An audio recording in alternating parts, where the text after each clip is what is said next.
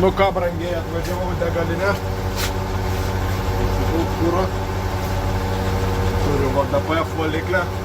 Pasikeitęs naują DPF morkai. Tai labai pergyvenu, kad vėl neužsikištų. Tai naudoju priedus iš Hado. Galbūt reikia, kad nesikimštų. Aišku, čia užsikimšusią neprikels, bet profilaktikai labai gerai.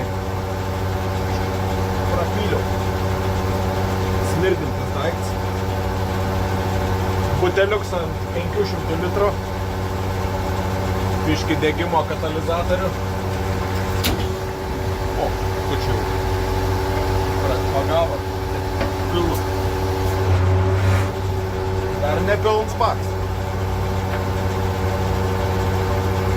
Čia kaip tik va, 500 litrų, toks badanėlis. Viską.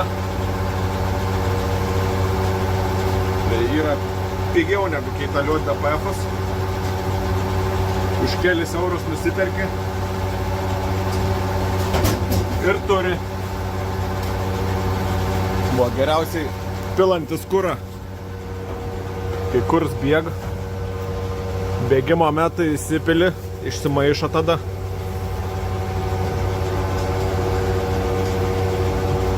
Ir liuks važiuoji. Į vieną baką šį kartą pilu.